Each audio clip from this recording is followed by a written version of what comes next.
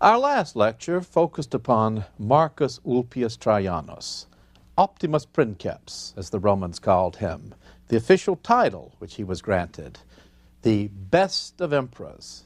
And he certainly ranks with Augustus as one of the two greatest figures in all of antiquity and one of the two greatest Roman emperors. We saw him die on the 9th of August in 117 A.D. in Syria, expanding the borders of the empire. And it was under Trajan that the Roman Empire reached its height, its farthest limits, its greatest expanse. In this lecture, we focus upon Publius Aelius Hadrianus, his adopted son, his successor. A significant emperor, even a great emperor, but a perplexing emperor. When we discussed Trajan, we spoke of a characteristic of a CEO who is successful, the ability to get people on board, the ability to think that they are engaged in his new programs. Hadrian lacked that talent. He lacked the ability to engage the Senate. From the time he became emperor to the time he died, he had difficulty orchestrating his programs with the approval of the Senate. He also displayed a second characteristic of not only CEOs, but almost any organization that exists: the desire of the successor to reverse the policies of the predecessor. And he reversed in the most dramatic fashion the foreign policy of Trajan. Like Trajan, he was from Spain, born in the same town of Italica near Seville. He was much admired by Trajan's wife Plotina. She saw to it that his career flourished. He rose very, very rapidly and was marked out for succession. Trajan and Plotina had no children of their own. They married Hadrian to their niece, making his ties to the imperial family even closer. He was holding high command in Syria at the time of Trajan's death. And even though there were attempts to cast doubt upon his adoption by Trajan, which occurred on the deathbed of Trajan, nonetheless, he succeeded to the imperial power. Almost immediately, he announced that the Roman conquest gained by Trajan in the Near East, the annexation of Armenia and Parthia and Mesopotamia, would be abandoned. And the Roman frontier would withdraw to essentially the borders of Syria. Why this decision? For it was one of the most fateful decisions in imperial history. Hadrian certainly believed that the conquest would be difficult.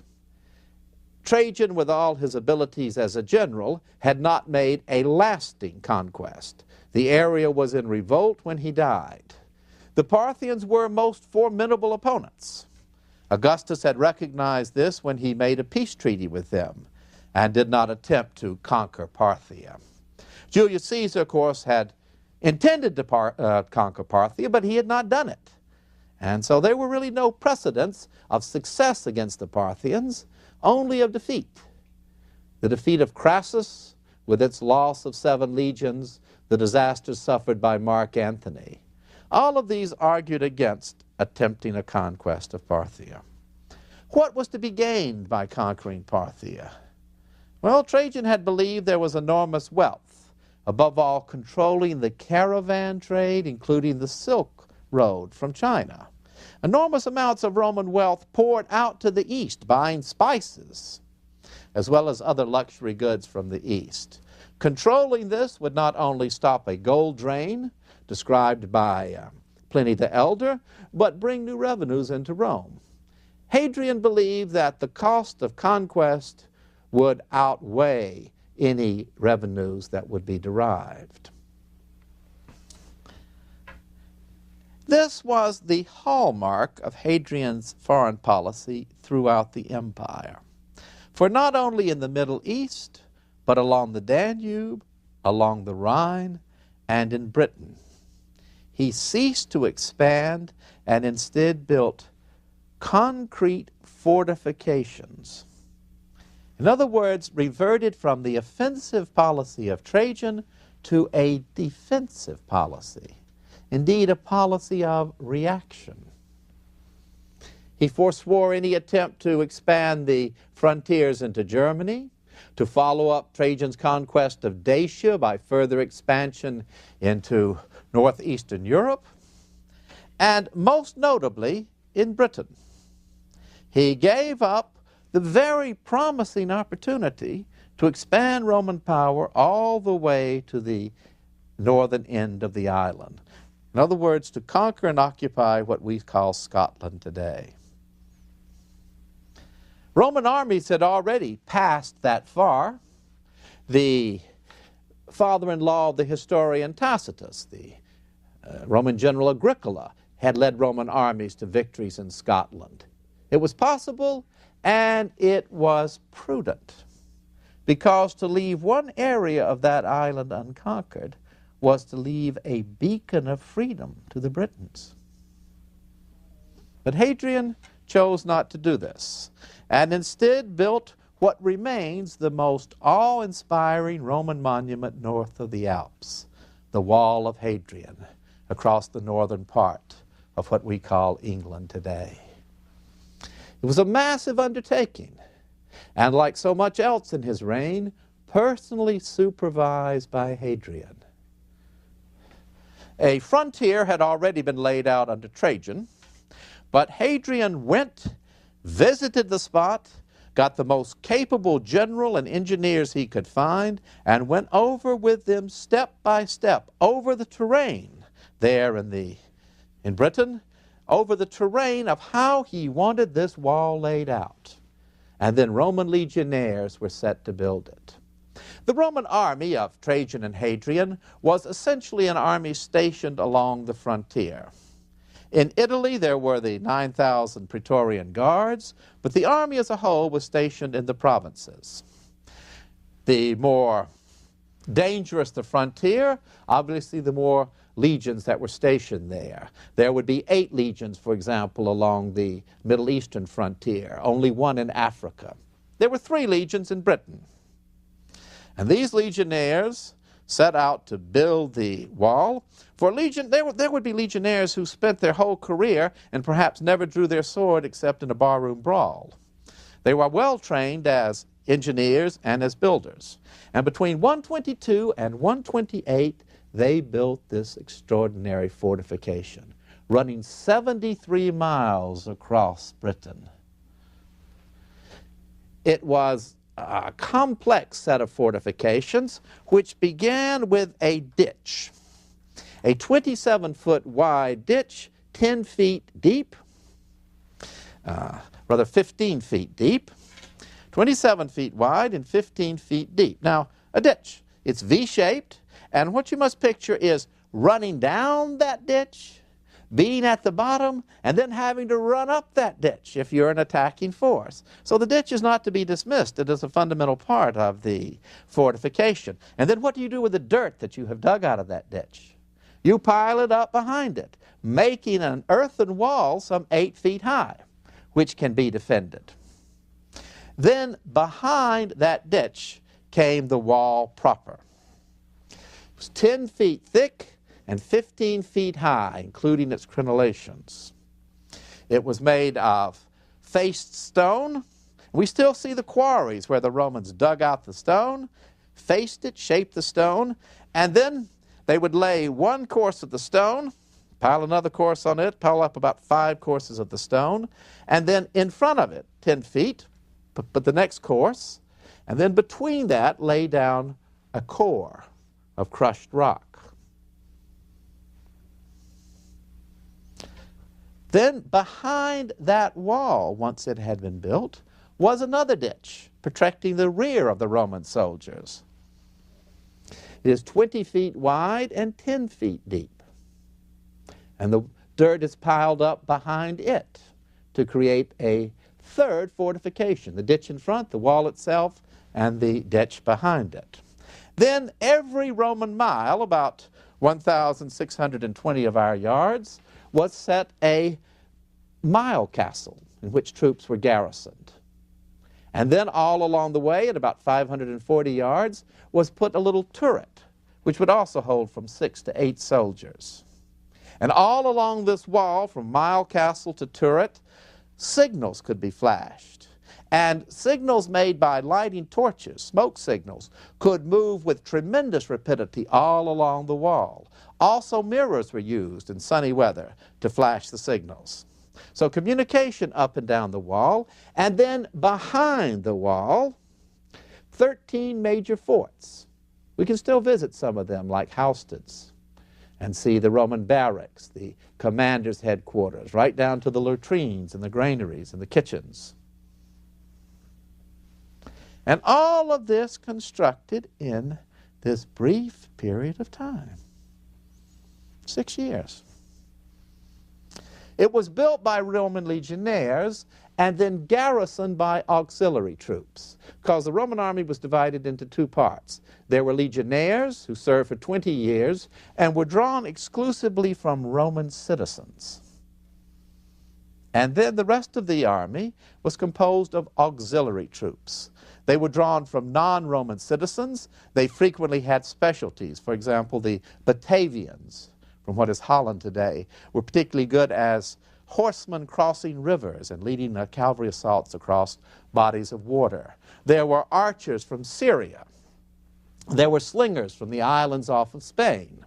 And these auxiliary troops enlisted. They served 25 years, and at the end of their 25 years, they became Roman citizens, along with their children and common law wives.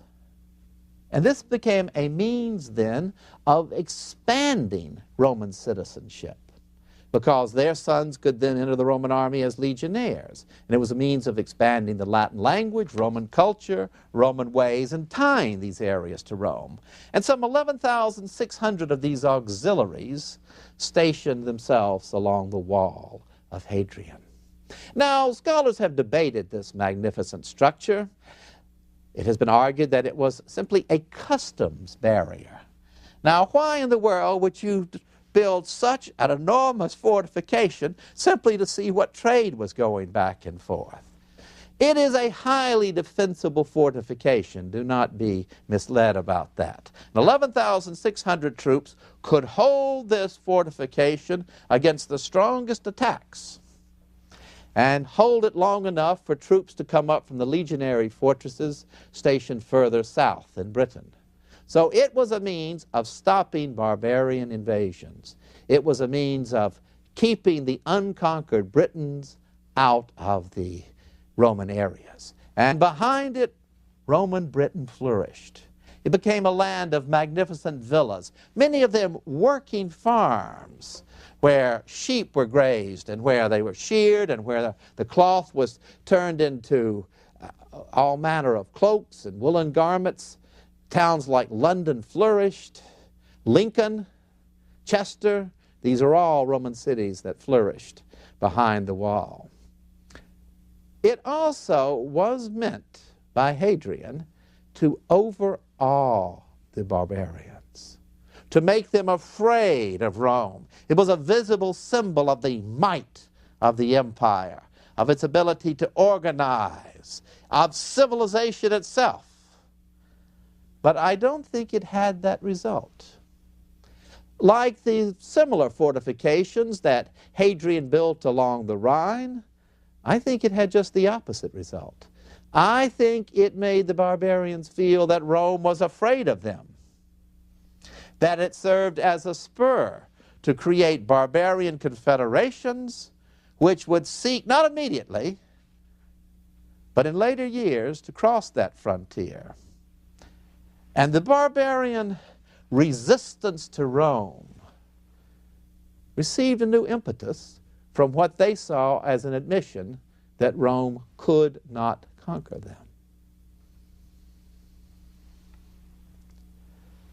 Hadrian was conscientious, at least as conscientious as Trajan, and the effort and micromanaging he put into building the wall of Hadrian was marked throughout his career as emperor. He visited sometimes 2 or 3 times every province in the empire. going far up the Nile to examine Egypt, to Syria, to Athens, where he was made an honorary citizen, to Germany and to Spain and to North Africa, going to the individual cities, examining their finances, building aqueducts, building roads, reviewing the troops. And there's possessed by us a magnificent inscription set up by Trajan to commemorate his visit to Lambesis, the provincial garrison in North Africa, home of one of the most famous legions in the Roman army. And he writes, I have reviewed you, and if anything were missing in your performance, anything that was not up to the mark, I would let you know. But you have been superior. Your cavalry is excellent. Your infantry, you respond with alacrity to your centurions. I am so pleased with you and your commander. He won the loyalty of the troops. He marched along frequently bareheaded, frequently on foot, traversing the same routes that they went on, having the same food that they did. So, seeing to the structure of imperial power throughout the empire, wearing himself out in the service of the empire. He gave special tribute to the provinces on his coinage, and he struck a series of coins honoring each of the Roman provinces, making it clear that they were not subjects, they were partners in this great imperial experience, imbuing them with this sense of Romanitas, of what it meant to be a Roman.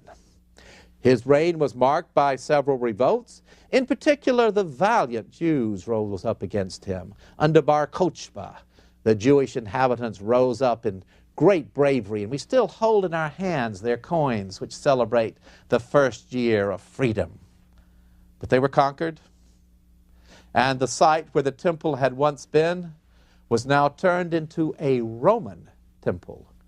Where the Jewish temple had once been now became a temple of Jupiter Optimus Maximus. And we can still see there in Jerusalem the Corinthian capitals erected to make clear that this is now a colony of Rome. He built cities throughout the empire, bestowing upon them, many of them, the status of being colonies of Rome.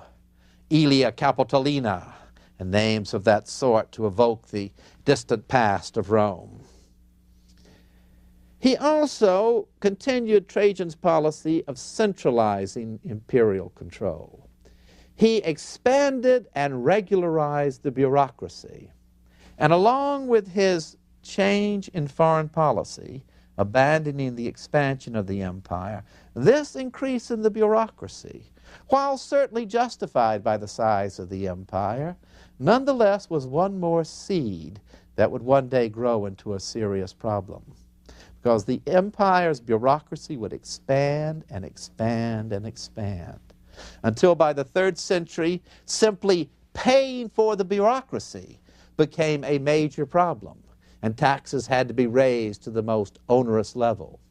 Now, this did not happen under Hadrian, but one of our criterion for a great leader is foresight, the ability to see a problem even when it is just a potential problem. He chose a solution to the need for superior administration of the empire, but an expanded bureaucracy was a short-term solution with long-term problems. Just like the ending of an expansionist foreign policy.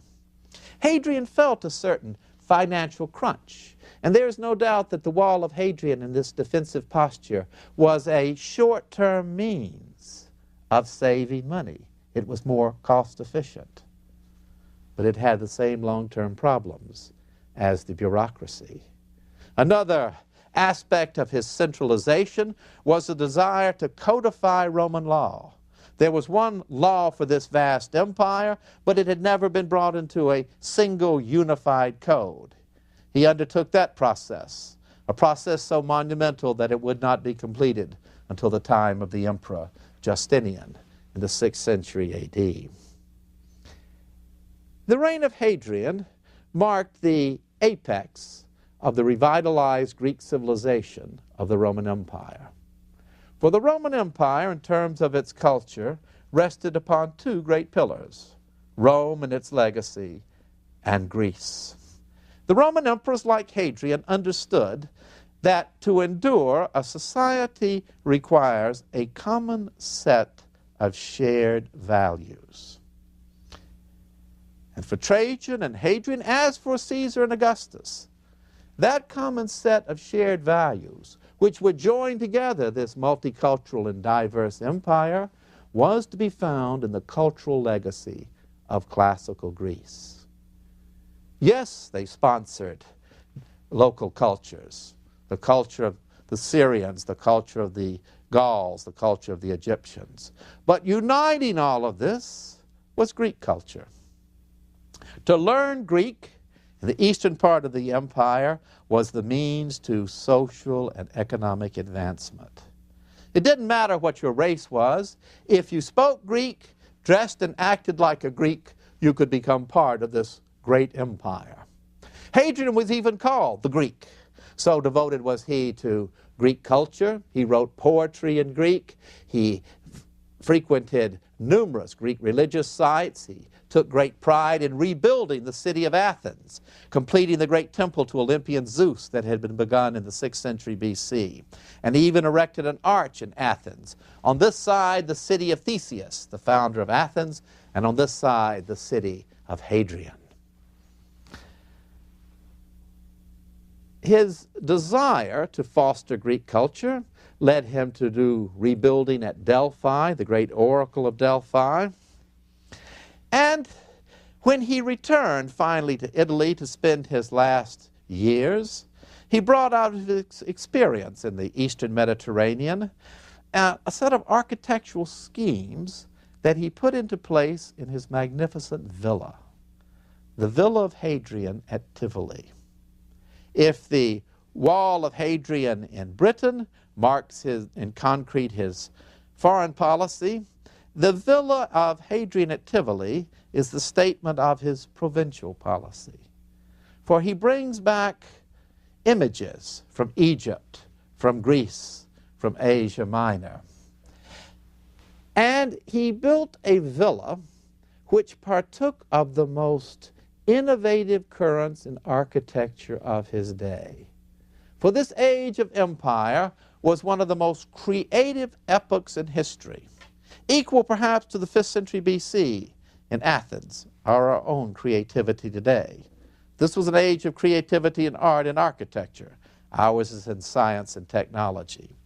It was an architectural creativity which rested upon the multiple uses of concrete, that flexible building form that enabled Hadrian to create domes and arches to celebrate the Canopus at Alexandria in Egypt, or the Vales of Thessaly. And there, in his last years, a little isolated from Rome, he continued to manage this great empire. Along with the revitalization of Greek culture, a revitalization that meant the lives of Plutarch, as well as this architectural creativity, a revitalization of the forms of Greek art, the age of Hadrian was also an age of innovation in religion. It was the age in which Christianity began to expand throughout the empire, a Christianity that spoke to one of the most fundamental currents of the age, a growing belief in one God, monotheism. As there was one emperor on earth, so men began to imagine there must be only one God in heaven. And as the emperor's power was manifested through all of the soldiers that he sent out through the empire, through the officials like Pliny, so this one great God manifested his power in many forms. The god Mars, Artemis, Minerva, all of these were but manifestations of this one supreme God. And philosophers taught that so glorious was this one supreme God who set all things in motion. Remember the Stoic teaching that God had set all things into motion and controlled all things. So glorious and powerful was this God that you could not gaze directly upon him.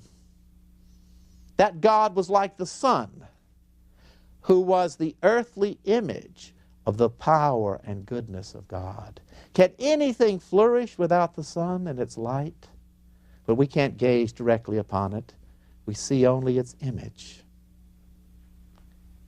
And to express this conception of monotheism, that one God in heaven has blessed this supreme empire and its leader, Hadrian. Hadrian erected the Pantheon in Rome. Still the most enduring statement of the grandeur of Roman architecture. It made use of the forms of concrete to erect a dome unsurpassed even by that of Michelangelo's St. Peter's. It was a dramatic new architectural form. You entered it through a vast courtyard, and then, having walked through the courtyard, and Hadrian the architect designed this Pantheon, even as he designed his villa at Tivoli, you saw a very standard-looking porch with columns and a standard architrave and pediment, just like an ordinary Greek or Roman temple. But once you walked inside that porch, you entered a new world of space. A magnificent dome soared above you, and in the center of it an oculus, a hole. Rising up over the rotunda was this great dome. And the floor, for we can still enjoy the Pantheon in something like its original state, for it was transformed into a church and thus preserved. And the floor of magnificent marbles, representing the far parts of the empire, the golden marble from North Africa, purple porphyry from Egypt, and green and off-color white speckled with red marble from Thessaly and Greece and from Asia Minor. And then your eye cannot stay on the floor. It must soar upwards, the way it does in a Gothic cathedral. That dome was painted blue, and golden stars sprinkled around it. For the Pantheon is meant to represent the universe. The floor is the earth, and then your eyes rise up to heaven. And in the very center is the oculus. Stay in the Pantheon as long as you wish. You will never see the sun directly through that oculus.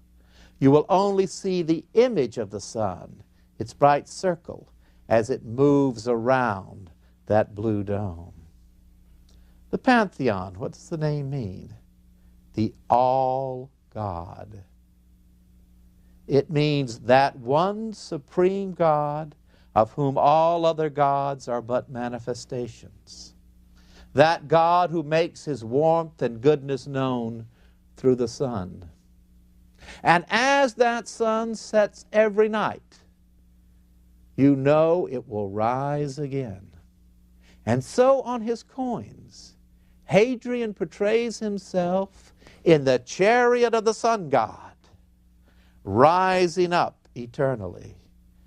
For on his coins, on monuments throughout the empire, the proud title is Eternal Rome, the empire that will last forever. Even emperors may come and go, but the empire goes on forever, just like the sun. And the Pantheon, designed by this most brilliant of emperors, is his enduring statement that God has created this order and that he is but the embodiment of the divine will. His last years would see him grow ever more ill, ever more bitter. He could not get along with the Senate. He found fault in everything that occurred around him. His beloved friend Antinous had been taken away from him died by drowning in Egypt. And so in his last months, he withdrew to that beautiful area around the Bay of Naples, where Agrippina had had her villa, Tobiah, and there he died, hated by all. Only with the greatest difficulty did his adopted son and successor, Antoninus Pius, achieve his deification. A great mind, an innovative emperor, but his policies showed the crack in the fabric of empire. They bore the seeds that would one day lead to the decline and fall of that empire he had called eternal.